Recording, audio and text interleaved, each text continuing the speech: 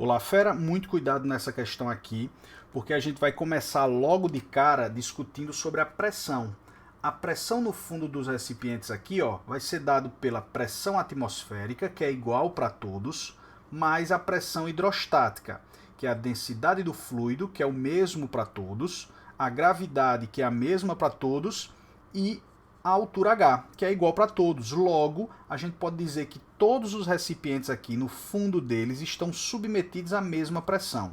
Então a pressão aqui embaixo é igual para todos, beleza? Se por acaso tiver alternativa aí dizendo que a pressão é maior em algum dos recipientes em relação a outro, ela está errada por conta disso, ok? O parâmetro área, ele não importa aqui, ó. Repare que ele não aparece, a área lá no fundo. Beleza? A área vai ser importante para determinar a força.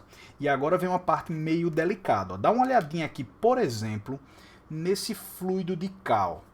Concorda comigo que se a gente quiser saber a força lá na base, ó, lá na base dele, algumas moléculas com seu peso não chegam a colocar essa força-peso delas na base, porque olha só, uma molécula que esteja bem aqui, ó, a força-peso dela vai bater na parede do recipiente, pelo fato da parede ser irregular, ó, beleza? A parede, ó, nem todas as moléculas conseguem colocar o seu peso na área da base, nesse caso aqui, ó. Se a gente for para um caso desse tipo, a gente vai ter o seguinte, ó, algumas moléculas batem na parede e a parede, por ação e reação, bate nas moléculas. Então a área da base aqui vai acabar recebendo forças devido ao peso das moléculas, mais forças devido à parede.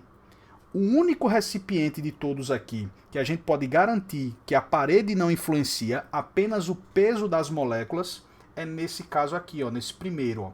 Repare que todas as moléculas conseguem jogar o seu peso para a área lá embaixo. Ó. Então, nesse caso aqui, no recipiente 1, a gente pode dizer que a força ali na base do recipiente é o peso, é o próprio peso do fluido, tá bom? Peso do fluido, peso do líquido. Vou até escrever isso aqui, ó. Somente no recipiente 1 a gente vai poder dizer isso. Mais uma vez, no recipiente 2 aqui, por exemplo, as moléculas batem na parede e a parede bate nas moléculas, fazendo com que aqui na área da base a gente tenha o peso das moléculas mais as forças das paredes. Então não é apenas o peso da molécula que vai fazer força aqui na área da base nesse caso. Mesma coisa aqui, ó. Algumas moléculas batem na parede e a parede bate de volta nas moléculas, fazendo com que nem todas as moléculas consigam exercer o seu peso aqui na área da base. Mesma coisa nesse, mesma coisa nesse. Sempre que um recipiente for irregular aqui nas laterais, inclinado, a gente vai poder dizer que as forças aqui que exercem no fundo do recipiente não são apenas a do peso das moléculas, as paredes também vão contribuir.